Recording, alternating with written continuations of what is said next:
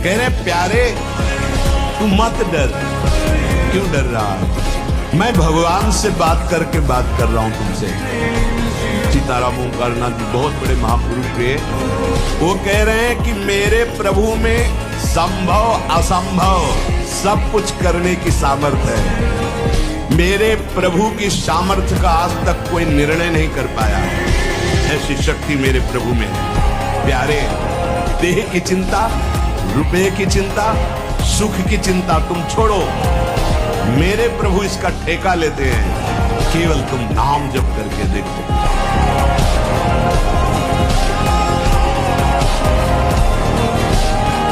जो गुरु वचनों की याद करते हैं उस समय के नए नए हमारे प्राण चाहे भले चले जाएं, लेकिन हम कुमार्ग में कदम नहीं रख सकते। जिसे ब्रह्म की अनुभूति, परमात्मा की अनुभूति हो जाती है, उसके अंदर कोई प्रश्न नहीं रहता, कोई चाह नहीं रहती, कोई भय नहीं रहता, कोई चिंता नहीं रहती, कोई शोक नहीं रहता। ब्रह्मचर्य एक विलक्षण महाव्रत है। ब्रह्मचारी का सौंदर्य प्रस्फुटित होता है। एक नूर उसके चेहरे पे झलकता है जो ब्रह्मचर्य को धारण करता है। एक नवीन आकर्षण, बालवत चेहरा, एक आकर्षण होता है। भागवती वज्रेला, जिसका कोई नहीं होता उसका हरि होता है। बच्चा हमारे अंदर काम आ रहा है।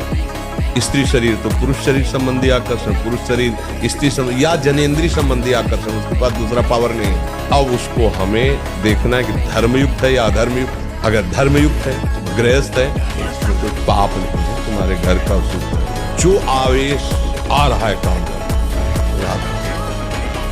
वो कह रहे यहाँ चलो, ये देखो, ये खाओ, पियो, हर बात अनसुनी, नहीं मान रहे।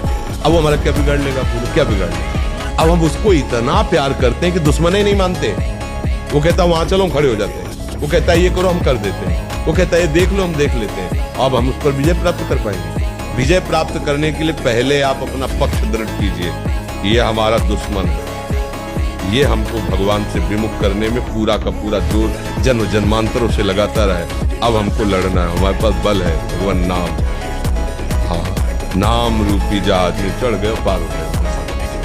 बहुत होश में, ये मत सोचो कोई देख नहीं रहा। आज तुम बुरा कर रहे हो तो तुम्हारे पुण्य खर्चा हो रहे। जिस दिन तुम्हारे पुण्य खत्म हुए, अभी का पाप और पीछे का पाप मिलेगा। कोई त्रिभुवन में नहीं जो तुम्हें बचा सके। न रुपए की चाह है, न जीने की चाह है, न दुख की परवाह है, क्योंकि हमारे साथ क्रियाजू है। जिसका चरित्र ठीक नहीं, वो कुछ नहीं कर सकता। कुछ नहीं कर सकता, किसी डिपार्टमेंट में कुछ नहीं है। 4 दिन के चांदनी, इसके बाद जो काली खोदेगी, चाहे कोई बड़ा पदाधिकारी हो, कोई भी हो, अगर चरित्र ठीक नहीं है तो माना कि कुछ दिन तुम चमक लो, हाइलोजन की तरह फ्यूज हो जाओगे, और चरित्र ठीक है तो दीपक की तरह भले जलो, लंबे समय तक तुम्हारा यश, कीर्ति, सुख, समृद्धि बनती रहेगी। मान लो हमारी प्रार्थना, ये चरित्रहीनता जो आ रही है अपने बच्चों में, अपने भाइयों में, अपने बहनों में, समाज में, इसको अगर हम एक एक करके सुधारें तो सुधर सकता है। हम अपने को पहले सुधारें। ऐसे वश में करना चाहो तो आज तक कुछ पैदा नहीं हुआ कि मन को अपने रोक ले। अभ्यास गलत किया है, कोई भी देवता तुम्हें नहीं बचा सकता। गलत अभ्यास किया है, अपना नाश स्वयं कर रहे हो, किसी देवता या किसी का दोष नहीं। काले कर्म में ईश्वर मिथ्या दोष लगा है। ये आचरण गंदे बंद करो बच्चा, नाम जप करो, सात्विक आहार करो, आधा घंटा दंड बैठक मारो, व्यायाम करो, दौड़ो, अभी सब ठीक हो जाएगा। अभी पीछे बैठ में यही बच्चा एक बैठा था, इनकी अवस्था का होगा। इतनी सुंदर स्थिति, केवल उसने अपनी स्थिति बताई बच्चों की। सामने बैठा था तो देख भी रहे थे। केवल नाम जप, अच्छे आचरण, पवित्र व्यवहार, नई अवस्था है, बहुत अच्छा संभला हुआ बच्चा है। अगर हम भजन करेंगे सब कुछ हो जाएगा। प्राण भले चले जाएं, पराई स्त्री का काम भाव से न तो दर्शन करेंगे, न संभाषण करेंगे, न स्पर्श। प्रार्थना मान लीजिए ये खिलवाड़ नहीं है, पर स्त्री गमन सीधे दुर्गति है। सावधान हो जाओ, तुम्हारे पुण्य क्षीण हो जाएंगे। सावधान हो जाओ, तुम्हारी आयु नष्ट हो जाएगी और तुम्हारी बुद्धि भ्रष्ट हो जाएगी और तुम अंदर से ऐसे अपराध करोगे कि भयभीत बने रहो। अगर कुमति को दबाकर सुमति को बढ़ाना है तो नियम ले लो, चाहे प्राण निकल जाए पर पराई। जिसका हम पानी ग्रहण किए उसके सिवा किसी और स्त्री के साथ काम संबंध रहे। जो स्त्री आपसे गलत चेष्टा की भावना प्रस्तुत करे बिल्कुल दूर हो जाए। गृहस्थ धर्म का मतलब है एक परकोटि के अंदर रह करके शत्रुओं पर विजय प्राप्त करना, और विरक्त का मतलब खुले मैदान में ललकार करके शत्रुओं को प्राप्त करना। ऐसी स्त्री का त्याग जिसके संग से आपका अपना धर्म नष्ट हो जाए, बिल्कुल नहीं, सावधान। तू अपने को समझ, भाग्य के अधीन होके नहीं बैठना।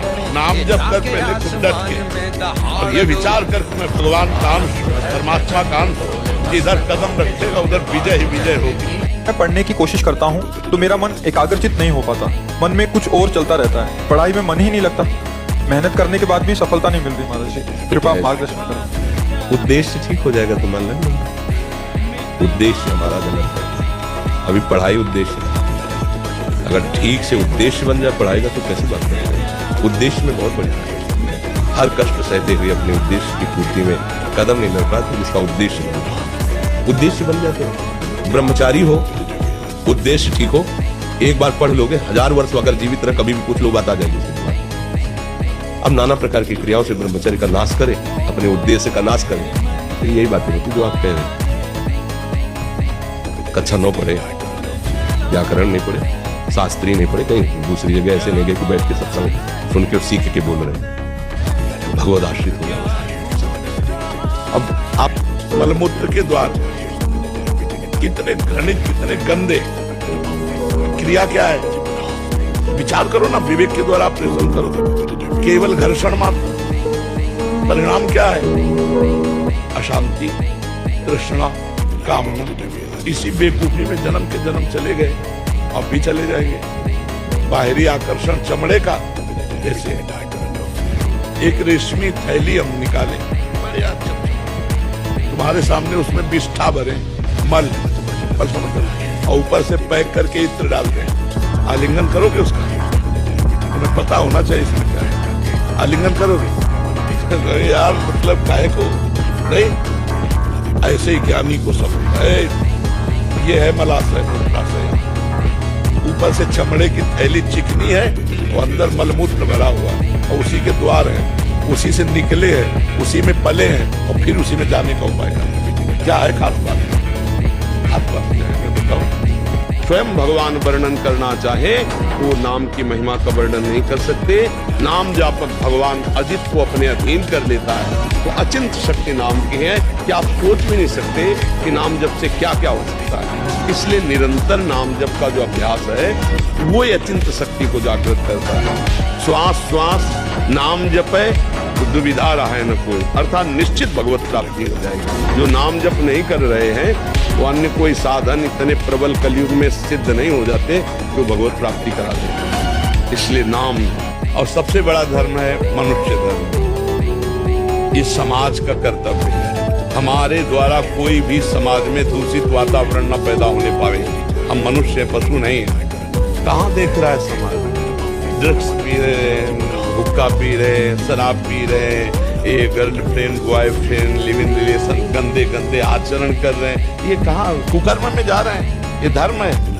ये कर्म तो हो रहे हैं उनसे, लेकिन कौन से कर्म हो रहे हैं? कुकर्म हो रहे हैं। धर्म आचरणों का त्याग हो रहा है। माता पिता की अनुमति के बिना वर का वरण कर लेना, माता पिता को असंतुष्ट करके किसी के साथ भाग जाना वासना पूर्ति के लिए, ये सब कुकर्माचरण तो रहे हैं। इनके जीवन कभी सुखी नहीं हो सकते। आप देख लें, ऐसे जो धर्म का त्याग करने वाले हैं वो कभी सुखी नहीं हो सकते। 100 बार गिरे उठ, फिर खड़ा और चल और रौन अपने लक्ष्य को प्राप्त कर। ये गिरना और निराश होना, हताश होना, ये हमारे जीवन में नहीं, बिल्कुल नहीं।